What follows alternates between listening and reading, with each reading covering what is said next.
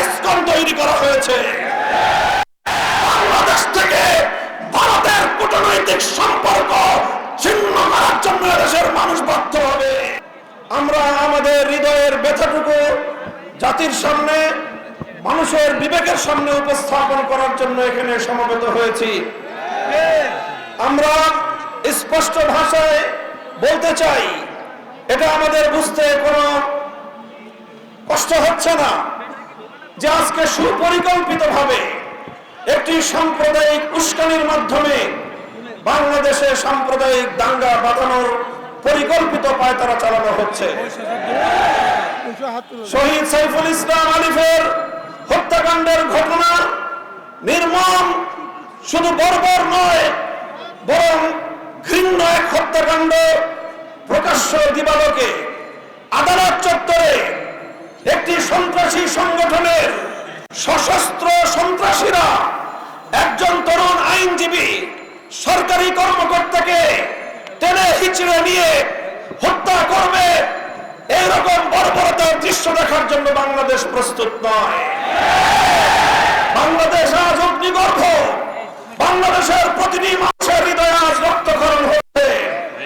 বাংলাদেশের অন্তর্বর্তীকালীন সরকারকে আমরা বলতে চাই, মানুষের এই ক্ষোভ, মানুষের হৃদয়ের রক্তক্ষরণকে আপনারা বুঝবার চেষ্টা করুন এবং যে সকল হত্যাকারী হিসেবে চিহ্নিত ঘাতকদেরকে গ্রেফতার করা হয়েছে তাদেরকেই শুধুমাত্র বিচারের আওতায় আনলে চলবে না। আমাদের স্পষ্ট দাবি হলো, এই ঘটনার নেপথ্যে যারা রয়েছে সেই নেপথ্য খুনিদেরকে বের করে মুখোশ উন্মোচন করতে হবে, তাদেরকেও বিচারের আওতায় আনতে হবে।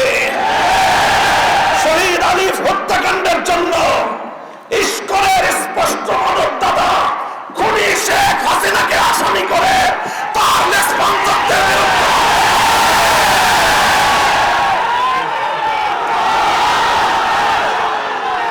আমরা স্পষ্ট ভাষায় বলতে চাই, বিগত 15 বছর আমরা দেখেছি বাংলাদেশের অভ্যন্তরীণ প্রতিটি বিষয়ে কিভাবে শুধু অসৌজন্যমূলক নয় বরং কূটনৈতিক শিষ্টাচার বর্জিত বাংলাদেশের অভ্যন্তরীণ ইস্যুতে চরম নগ্ন হস্তক্ষেপ করে বাংলাদেশের জনগণকে আহত ক্ষতবিক্ষত করে তুলেছে ভারত। আমরা ভারত রাষ্ট্রের বাংলাদেশ নীতির তীব্র সমালোচনা করছি। ভারতকে আমরা স্পষ্ট বার্তা দিতে চাই, বাংলাদেশ নীতি পরিবর্তন করো, তোমরা বাংলাদেশ নীতি পরিবর্তন করো। বাংলা 20 কোটি মানুষ তোমাদের বিরুদ্ধে জানাবে। বাংলাদেশ থেকে ভারতের কূটনৈতিক সম্পর্ক ছিন্ন করার জন্য দেশের মানুষ বাধ্য হবে। আমরা স্পষ্ট ভাষায় বলতে চাই, আইন শৃঙ্খলা রক্ষাকারী বাহিনীকে আমরা বলতে চাই, চিন্ময় কৃষ্ণ দাস তার তৎপরতার দ্বারা কথা দিবালোকের ন্যায় পরিষ্কার। সে ভিনদেশী গুপ্তচর হিসেবে ভূমিকা পালন করছিল। বারবার সে তার সেই প্রভুর দেশে গিয়ে সেখান থেকে নির্দেশনা নিয়ে এসে বাংলাদেশের অভ্যন্তরে নৈরাজ্য সৃষ্টি করবার পায়তারা চালিয়েছে। দিনের পর দিন, মাসের পর মাস প্রশ্রয় আশ্রয় থেকে ভারত এবং আওয়ামী লীগের যৌথ প্রযোজনায় ইসকন তৈরি করা হয়েছে। এই ইসকনকে নিষিদ্ধ করার মধ্য দিয়ে আওয়ামী লীগ এবং ভারতকে স্পষ্ট বার্তা দিতে হবে, বাংলাদেশ তোমাদের ষড়যন্ত্রের কাছে মাথা নত করবে না। আমরা রক্ত দেব, আমরা জীবন দেব, আমরা লড়াই করব, বাংলাদেশের গৌরব রক্ষা করব, রক্ষা করব।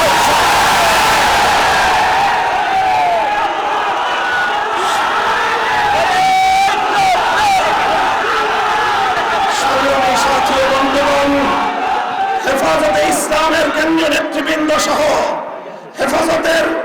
হেফাজতের প্রতিনিধি দল শহীদ সাইফুল ইসলাম আলিফের কবর জিয়ারত করেছে। তার শোক সন্তপ্ত পরিবার পরিজনের পাশে দাঁড়িয়ে তাদের কাছে আমরা কথা দিয়ে এসেছি, আলিফ হত্যাকাণ্ডের বিচার বাংলাদেশে হবে। জীবন দিয়েছে। ভারতীয় আধিপত্যবাদকে বাংলাদেশ থেকে রুখে দেওয়া হবে ইনশাআল্লাহ। ভারত যদি এখনো বাংলাদেশের মানুষের পালস বুঝতে ব্যর্থ হয়, বাংলাদেশের মানুষের বিপ্লবী ক্ষমতাকে যদি ভারত নেগলেক্ট করবার চেষ্টা করে, অসম্মান করবার চেষ্টা করে, ভারত তুমি খান হয়ে যাবে। পার্শ্ববর্তী কোন একটি দেশের সঙ্গে তুমি সুসম্পর্ক রক্ষা করতে পারোনি। প্রতিটি রাষ্ট্রের অভ্যন্তরীণ বিষয়ে হস্তক্ষেপ করে তুমি সার্ক অঞ্চল থেকে তুমি একঘরে হয়ে গিয়েছ। তোমার পাশে কোন দেশ নাই। চারপাশ থেকে আমরা ক্ষুদ্র শক্তিগুলো যদি তোমার হাত পা না চেপে ধরি, তুমি দম নিতে পারবে না। বাংলাদেশের বুকের উপর দিয়ে তোমার সেবাদাসীকে বসিয়ে তুমি একতরফাভাবে একটার উপর একটা চুক্তি করে বাংলাদেশ বিরোধী সকল স্বার্থকে ধ্বংস করে একতরফা ভারত সকল স্বার্থ নিয়ে গিয়েছে। বাংলাদেশের বিরুদ্ধে ভারতের বিগত 15 বছরের সকল ষড়যন্ত্রকে আমরা নিন্দা জানাই এবং আবার স্পষ্ট ভাষায় ভারতকে বাংলাদেশ নীতি পরিবর্তনের আহ্বান জানাই। আমি বলতে চাই, পলাতক শেখ হাসিনা, ফ্যাসিবাদী শেখ হাসিনা, খুনি শেখ হাসিনা খুন এবং হত্যাকাণ্ডের আসামি। বাংলাদেশের বন্ধু রাষ্ট্রের দাবি করে তুমি বাংলাদেশের এই খুনি আসামিকে মাসের পর মাস তুমি প্রশ্রয় দিচ্ছ। আবার এখন তোমার ঘরে বসে সে বাংলাদেশের ইসকনের পক্ষে সাফাই গায়। বাংলাদেশের মানুষকে এতটা দুর্বল ভাবলে ভুল করবে ভারত। অতীতে আমাদের অনেক ঐতিহ্য রয়েছে, ইতিহাস রয়েছে। আমরা ছোট হতে পারি, আমরা ভীরু কাপুরুষের দল নই। যদি আমাদের উপর যুদ্ধ চাপিয়ে দাও, যদি আমাদেরকে এভাবেই তুমি একতরফা হত্যা করার চেষ্টা করো, যদি আমার জনপদকে আমার ভাইয়ের রক্ত দিয়ে যদি তুমি রঞ্জিত করো, তাহলে আমরা তোমার বিরুদ্ধে প্রতিরোধ করে তুলবো। আমরা সংগ্রামী সাথী ও বন্ধুগণ, হেফাজতে ইসলাম বাংলাদেশ দেশের সকল ধর্মপ্রাণ মুসলমানদের প্রতি উদাত্ত আহ্বান জানাচ্ছে। শহীদ সাইফুল ইসলাম আলিফের হত্যাকাণ্ড আমাদেরকে স্পষ্ট বার্তা দিচ্ছে। এই হত্যাকাণ্ডের মাধ্যমে বাংলাদেশে নৈরাজ্য সৃষ্টি করে রক্তের হোলি খেলানো, এটাই হলো বাংলাদেশ বিরোধী শক্তির অভিন্ন টার্গেট। কাজেই তাদের এই ষড়যন্ত্রের পাতা ফাঁদে আমরা পা দেব না। আমরা কোনোভাবেই সহিংস কোনো কর্মসূচি পালন করব না। শান্তিপূর্ণ ভাবে থেকে তেঁতুলিয়ায় আমরা তীব্র প্রতিবাদ এবং প্রতিরোধ আন্দোলন করে তুলব। শান্তি হবে আমাদের হাতিয়ার, ধৈর্য হবে আমাদের সৌন্দর্য। শেষ মুহূর্ত পর্যন্ত আমরা ধৈর্য ধারণ করব। আমরা রাষ্ট্রকে বলবো, সরকারকে বলবো, চিন্ময় কৃষ্ণ দাসকে ভালোভাবে রিমান্ডে নিয়ে জিজ্ঞাসাবাদ করে বাংলাদেশ বিরোধী ষড়যন্ত্রের তথ্যগুলো তার কাছ থেকে আপনারা উদ্ধার করুন। শেখ হাসিনা তাকে কত টাকা দিয়ে তার সন্ত্রাসী বাহিনীকে দেশের বিরুদ্ধে লেলিয়ে দিয়েছে সে তথ্য উদ্ঘাটন করুন। ভারত তাকে বাংলাদেশের অখণ্ডতা ধ্বংস করবার জন্য কিভাবে উস্কানি দিয়েছে, কি তাকে মন্ত্র দিয়ে বাংলাদেশে বারবার পাঠাচ্ছে, সেই তথ্যগুলো উদ্ঘাটন করে জাতির সামনে আপনারা বাংলাদেশ বিরোধী সকল অপশক্তির মুখোশ উন্মোচন করে দিন।